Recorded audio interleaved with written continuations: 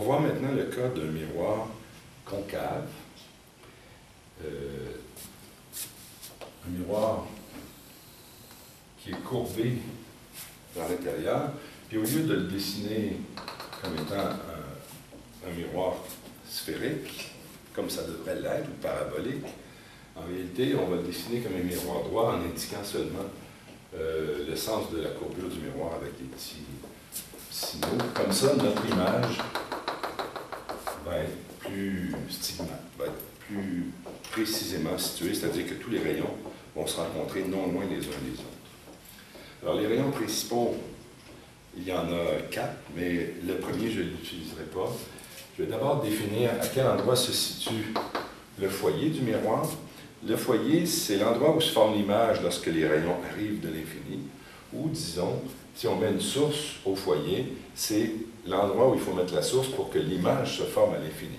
C'est recto verso de du même énoncé. Et c'est ce qui nous permet de définir les rayons principaux numéro 2 et 3. Alors, un objet qu'on mettrait ici devant le miroir, à peu près à mi-chemin entre le miroir et le foyer, bien, on cherche l'endroit où l'image va se produire. Alors, premièrement, c'est un objet réel parce que les rayons arrivent en divergeant vers le miroir. Donc, si on regarde les rayons qui tombent sur le système optique, les rayons qui arrivent au système optique, ils arrivent avec un point de convergence qui est situé du côté incident. Donc, c'est un objet qui est réel. La distance ici va devoir être considérée comme positive dans l'expression 1 sur F égale 1 sur P plus 1 sur Q. La distance P, qui est la distance objet, va être positive parce que c'est un objet réel. Alors, les trois rayons principaux que je vais tracer, je n'utiliserai pas le centre de courbure qui devrait se situer ici. Finalement, il va être trop loin pour notre profil. Mais le premier rayon principal, c'est celui qui arrive au miroir parallèlement à l'axe. Donc, ce rayon-là, il arrive comme ceci, parallèlement à l'axe. Il devrait lui retourner en passant par le foyer.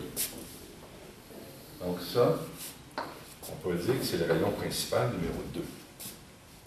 Dans votre bouquin, il y a 4 rayons principaux qui sont listés. Quelque part à la page 192. Et le premier, je ne l'utilise pas.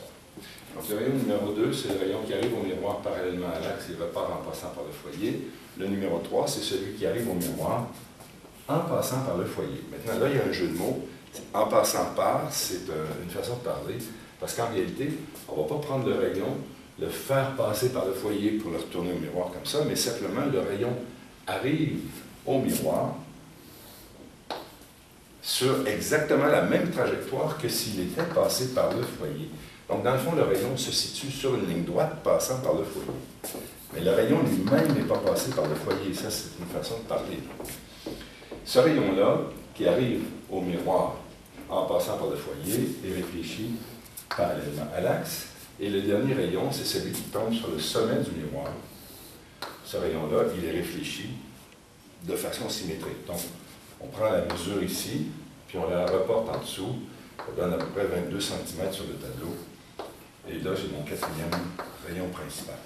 Donc, les rayons 2, 3 et 4, ce sont les rayons principaux qui nous font trouver l'image, parce que l'image, c'est le point de rencontre des rayons sortants du système optique. Or, les rayons sortants sont du même côté que le côté incident, mais pour le moment, c'est ça qui nous importe. À quel endroit est-ce que les rayons 2, 3 et 4 se rencontrent? On s'aperçoit qu'ils se rencontrent de l'autre côté. Donc, il faut les prolonger pour savoir où ces rayons-là vont se rencontrer. Et finalement, on obtient une image qui est manifestement agrandie et droite, dans le sens que l'image est non inversée par rapport à l'objet.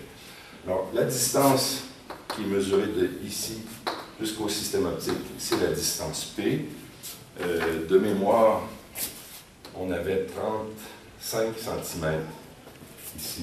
P égale 35 cm. C'est une distance qui est considérée positive parce que l'objet est réel.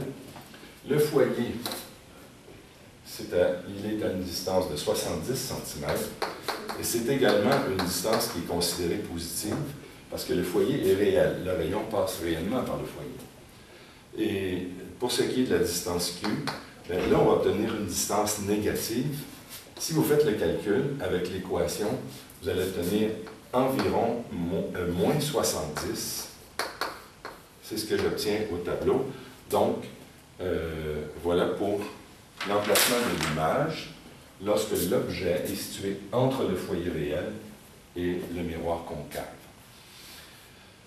Petite complémentarité au sujet du grandissement, ce qu'on appelle le grandissement linéaire, c'est le ratio, c'est la grandeur, c'est la division entre la hauteur de l'image, qui dans ce cas-ci est égale à 45 cm. Ça, c'est Y de l'image, c'est-à-dire ici de l'axe optique jusque-là, par rapport à une distance de l'objet qui est 22 cm. Alors, vous voyez qu'il y a un peu d'imprécision parce que théoriquement, ça devrait donner exactement 2. Mais si vous faites YI sur YO, vous obtenez environ 2. Et c'est le même ratio que moins Q divisé par P. Donc là, il faut faire attention au signe. Q est une image virtuelle, donc j'ai moins quelque chose de négatif. Ça va me donner moins 70 cm divisé par 35 cm et ça donne plus 2. Le fait que le grandissement soit positif, ça signifie que l'image est droite, non inversée. Le fait que le grandissement soit plus grand que 1, ça signifie que l'image est agrandie.